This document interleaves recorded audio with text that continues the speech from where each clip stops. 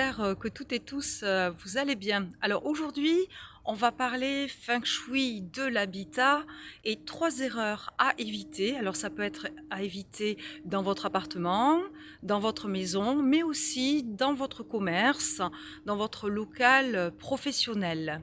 Alors si vous ne me connaissez pas encore ou si tu ne me connais pas encore, je suis Christine Rusante. Je suis basée dans le 64 à Lagore.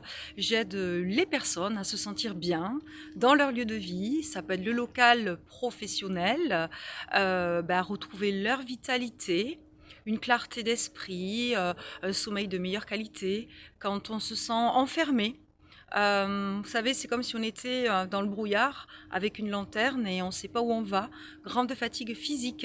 Ça peut être aussi de grosses tensions, une ambiance lourde au niveau de son lieu de vie, mais également dans son endroit, là où on travaille, avec les salariés, dans la société.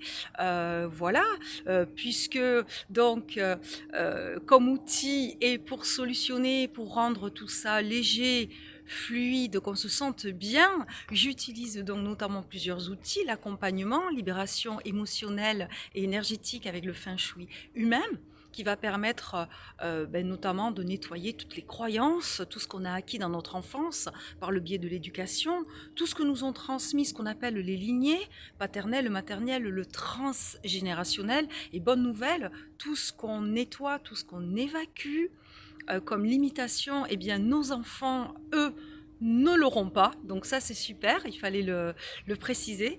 Et puis également, donc la géobiologie, l'étude du lieu. Je prends l'image, quand nos habits sont sales, on les lave, ils sont doux, tout propre, on a enlevé toutes les énergies dessus, la transpiration, les taches.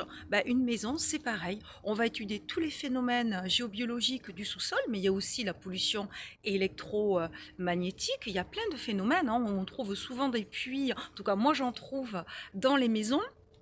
Il y a du travail, tout ce qu'on appelle les réseaux cosmotelluriques, ce réseau de filets énergétiques qui fait tout le tour comme ça de la Terre, avec les principaux, le réseau Hartmann, hein, qui est comme ça en diagonale. Alors là, quand ça croise, c'est pas bon du tout.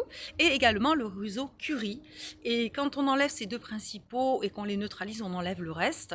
Et Dixit, mes vidéos précédentes sur l'influence de l'eau, toutes ces rivières, ces cours d'eau, et puis encore pire, les lacs souterrains, ces nappes qui nous plombent, qui nous enferment. On a tendance à avoir un repli sur soi puisque ça agit en interaction avec l'eau de notre corps.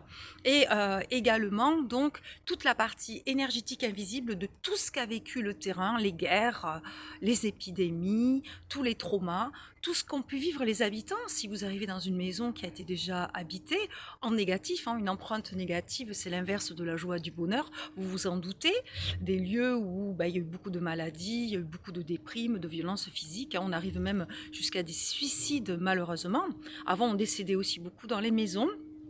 Et donc avec ces 3 outils, et notamment le feng shui de l'habitat, qui va permettre, comme nous respirons, nous avons une énergie, notre lieu de vie a un circuit énergétique et on interagit avec notre lieu de vie et il interagit sur nous en bien ou en moins bien. Il peut même nous bloquer.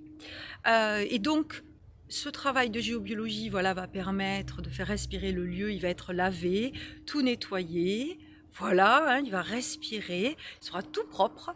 Et le feng shui de l'habitat, on va travailler avec des outils sur la circulation de l'énergie. Il est important dans notre maison, un rééquilibrage des formes de la maison, également avec le bagua, les 9 domaines de vie. Et ça, c'est tout un programme. Alors aujourd'hui, le feng shui de l'habitat, 3 erreurs à éviter.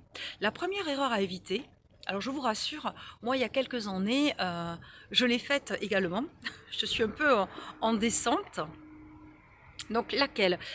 Si vous êtes dans une maison où vous avez une chambre d'invité, ou alors c'est une chambre qui était habitée par vos enfants ont grandi, ils ont quitté le domicile, et bien souvent on peut faire l'erreur de laisser les volets fermés, de ne pas aérer. Et il faut savoir que dans une maison, les volets, c'est un peu nos yeux.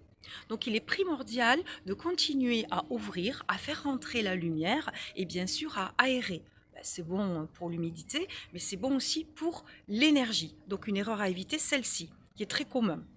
commune. Ou alors on ouvre le bas, mais on n'ouvre pas le haut. Ou alors on est dans une très très grande maison, on a un peu la flemme, donc on va ouvrir d'un côté, mais on va pas ouvrir l'autre côté. Alors bien sûr quand il pleut, il y a du vent, etc. Ok, mais il est quand même bien que tous les yeux de la maison voient ce qui se passe à l'extérieur et que la lumière rentre. Seconde erreur à éviter, il s'agit de tout ce qui est WC, salle de bain. Bien fermer la cuvette des WC tout le temps. Alors je sais que c'est pas facile quand on est plusieurs, hein, quand ben, y a l'épouse, le conjoint ou le mari, les enfants. Voilà, c'est primordial, puisque au niveau hygiène, hein, puisqu'il faut savoir que si vous tirez la chasse, tous les microbes vont remonter à cette hauteur à partir de là. Donc on ferme la cuvette des WC et on tire la chasse. Et également, on va devoir fermer la porte des WC. Alors bon, si vous n'avez pas de fenêtre, vous pouvez laisser un petit peu ouvert la journée, que la lumière rentre, ou un petit peu, mais ensuite fermer la nuit. Pourquoi? Parce qu'en fait l'énergie, elle va partir, elle va s'enfuir par les canalisations. Alors on a des astuces, on a des outils, on a des remèdes pour ceci également, pour faire justement, une fois qu'on a fermé la porte et recouvert la cuvette des WC, on a un outil qu'on met en place pour pas que l'énergie s'échappe, mais c'est aussi le cas des salles de bain. On va fermer toujours les portes des salles de bain. Troisième outil. Troisième outil, je vous en avais parlé dans une autre vidéo, vous pourrez aller voir si vous le voulez, c'est ne jamais mettre un miroir dans une entrée, puisque le chi, qui veut dire eau et vent, ni trop vite, ni trop lent, fluide, déjà il va devoir trouver votre maison et ensuite votre porte d'entrée. Et on va l'amener et il y a des choses à éviter et je vais en faire justement une autre vidéo sur ça. Ça peut être une entrée de commerce, une entrée de société, une entrée de local professionnel, peu importe, un lieu de vie.